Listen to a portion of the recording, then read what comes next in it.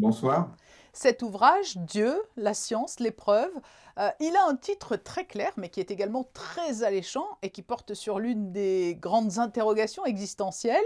Avant de révéler les points qui vous permettent d'affirmer son existence, je tease, ce qui est vrai, c'est que tout le monde, au départ, s'est posé un jour la question de l'existence de Dieu. Oui, c'est vrai, tout le monde, chaque homme se la pose un jour ou l'autre. On se demande d'où on vient, où on va, qu'est-ce que c'est que la mort, est-ce qu'on va revoir nos parents, nos amis, pourquoi est-ce qu'on est là.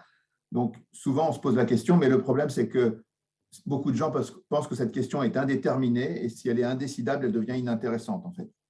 Mais ce La, n'est pas le cas.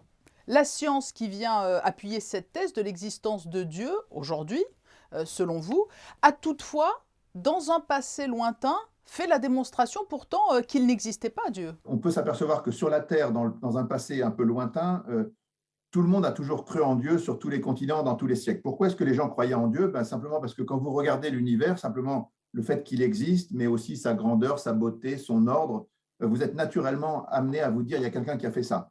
Jusqu'à ce que la science se développant, de Copernic à Freud, en passant par Galilée, Laplace, Darwin, on a eu l'impression qu'à chaque fois que la science moderne amener des conclusions, ça mettait la religion en danger. Et donc, comme la science a changé nos vies, et la science a un pouvoir, un prestige énorme, ça a eu un impact considérable et le discours matérialiste est devenu dominant dans le monde intellectuel. Aujourd'hui, c'est finalement la science actuelle qui vous permet de démontrer que Dieu existe. Oui, parce que la science s'est retournée.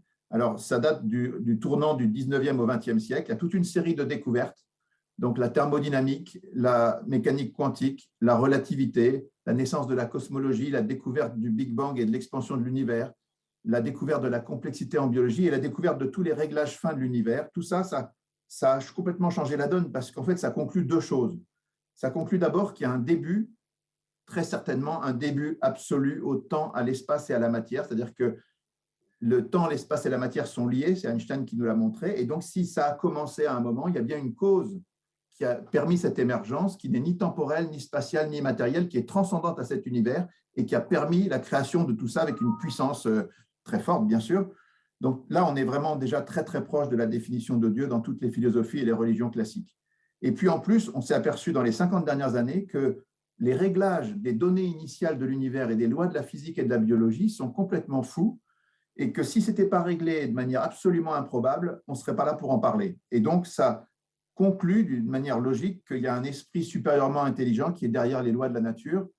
Et ça encore, c'est un élément très, très difficile pour les athées. Mais la science continue d'avancer, donc on peut imaginer que ces hypothèses seront d'autant plus confortées encore dans les années qui viennent. C'est vous ce que vous espérez? Quand vous progressez dans la connaissance, vous savez, c'est l'adage fameux, un peu de science éloigne de Dieu, mais beaucoup y ramène. Quand vous progressez dans la connaissance, vous apercevez que la Terre est sphérique, et une fois que vous l'avez démontré avec Ératosthène et que vous l'avez vérifié avec les satellites, c'est une connaissance qui est acquise et on ne reviendra jamais dessus. Qu'on tourne autour du Soleil dans un référentiel plus large, c'est aussi une connaissance sur laquelle on ne reviendra jamais. Que la vie est extrêmement improbable et est due à des réglages extrêmement fins, c'est un acquis sur lequel on ne reviendra jamais. Et que l'univers est en expansion, c'est théorisé, modélisé, observé, on ne reviendra jamais là-dessus. Il est en expansion, il a eu un début, personne ne contestera jamais qu'il y a eu un Big Bang au commencement.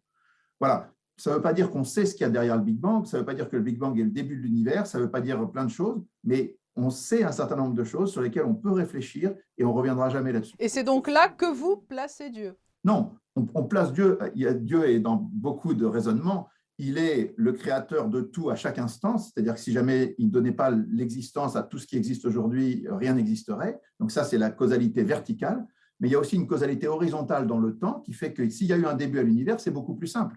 Saint Thomas d'Aquin l'avait bien repéré tout de suite. Il dit, dans la Somme contre les gentils, il explique, s'il y a un début à l'univers, si on était capable de le prouver, ça serait beaucoup plus simple. Et effectivement, aujourd'hui, la science tend à le prouver de manière assez frappante. Et puis ce qu'il est important de préciser également en conclusion, c'est que le fruit de vos recherches a demandé beaucoup de travail et vous vous êtes appuyé effectivement aussi sur les compétences de nombreux scientifiques. Oui, ce qu'on a voulu, c'est à la fois faire un livre qui soit très accessible, qui puisse être lu par tout le monde, de 7 à 77 ans, en exagérant un peu, mais avec des chapitres indépendants, pas de jargon, des schémas, des couleurs, tout ça. On a essayé de rendre les grandes découvertes simples, et c'est relativement possible, mais on voulait aussi que ce soit parfaitement exact, donc on l'a fait relire par des tas de scientifiques dans tous les sens, Et je pense que c'est à peu près le cas. Et on a corrigé deux, trois bricoles, mais franchement, dans les grandes lignes, il n'y a pas beaucoup de contestation. Merci Olivier Bonassi pour cette présentation de votre ouvrage Dieu, la science, l'épreuve, qui sera donc au cœur de la conférence que vous donnerez demain mercredi à l'Agora. Merci à vous.